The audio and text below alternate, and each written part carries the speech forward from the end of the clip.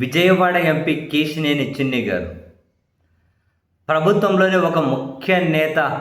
అన్ని వ్యవహారాలు ఈయనే చక్కబెడుతూ ఉన్నారు. మరీ ముఖ్యంగా ఆర్థిక వ్యవహారాలు అని చెప్పి ఆ పార్టీలోనే అంతర్గతంగా గుసగుసలాడుకుంటూ ఉంటారు. ఆ కేశినేని చిన్ని గారికి కూడా ప్రభుత్వంలో నా అత్యంత ముఖ్య నేత బాగా ప్రియారిటీ ఇస్తూ ఉంటారు. ఆంధ్ర క్రికెట్ అసోసియేషన్ కూడా ఆయన చేతిలోనే పెట్టారు. చాలా ఉన్నాయి. ఆయనకు సంబంధించిన వాళ్ళ కంపెనీలకు ఉచితంగా భూములు ఇవ్వడం, ఇవన్నీ వ్యవహారాలు. అండ్ అదే సమయంలోనే విజయవాడ మాజీ ఎంపీ కేశినేని నాని గారు, అంటే ప్రస్తుత ఎంపీకి సోదరుడు కేశినేని నాని గారు ఇంతకుముందే ఈడీకి, సిబిఐకి చాలా ఆధారాలు సమర్పించి ఉన్నారు. షెల్ కంపెనీలు పెట్టి విదేశాలకు అక్రమంగా బ్లాక్ మనీ తరలించి పెట్టుబడులు పెట్టారు అని చాలా వివరాలు ఇచ్చారు కేశినేని నాని గారు. వాటిని బేస్ చేసుకొని ప్రాథమికంగా విచారణ చేసినటువంటి ఎన్ఫోర్స్మెంట్ డైరెక్టరేట్ తాజాగా కేశినేని చిన్ని గారి, అంటే విజయవాడ ఎంపీ గారి దంపతులు డైరెక్టర్లుగా ఉన్న కంపెనీకి నోటీసులు జారీ చేశారు.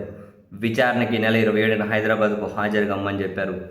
నిజంగా ఇది ప్రభుత్వంలోని ముఖ్యులకు ఉలికిపాటు లాంటిదే. వాళ్ళకి అత్యంత దగ్గరి మనిషి అని తెలుసు, వాళ్ళ వ్యవహారాలు చక్కబెడుతూ ఉన్నారని తెలుసు. ఆయన ఈడీ విచారణకు పిలవడం ప్రభుత్వాన్ని డెఫినెట్లీ కొందరినైతే ఉక్కిరి బిక్కిరికి గురి చేస్తూ ఉంటుంది ఏం జరుగుతుంది అని. బట్ విచారణకైతే పిలిచారు, ఆ తర్వాత ఎలా ముందుకెళ్తారో అన్న దాని మీద డిపెండ్ అయి ఉంటుంది. బేసిక్గా కేశినేని నాని గారు చాలా వివరాలు ఇచ్చారు.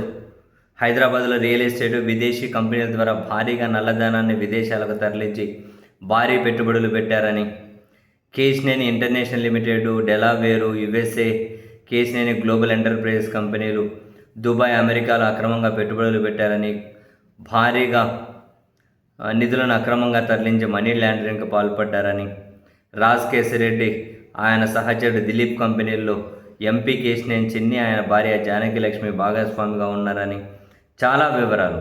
ఇప్పుడు కూడా రాజ్ కేశిరెడ్డి, కేశినేని చిన్ని వ్యాపార భాగస్వామిగా ఉన్నటువంటి ప్రైడ్ ఇన్ఫ్రాకాన్ ఎల్ఎల్పి, ఈ కంపెనీలోనే చిన్ని దంపతులు, కేశినేని చిన్ని అంటే విజయవాడ ఎంపీ దంపతులు వాటాదారులు అక్రమ నిధులు తరలించారని ఇప్పుడు ఈడీ నోటీసులు ఇచ్చింది కూడా ప్రధానంగా ఇటువంటి కంపెనీల వ్యవహారాల్లోనే.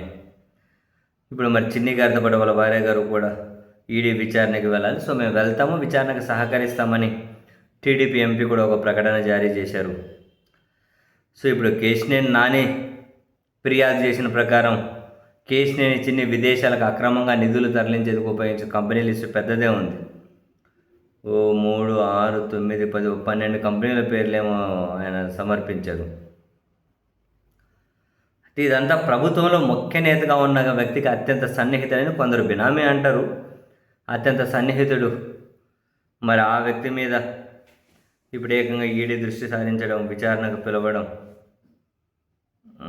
మరి కొన్ని పరిణామాలను చాలా లోతుగా చూడాల్సి ఉంటుంది.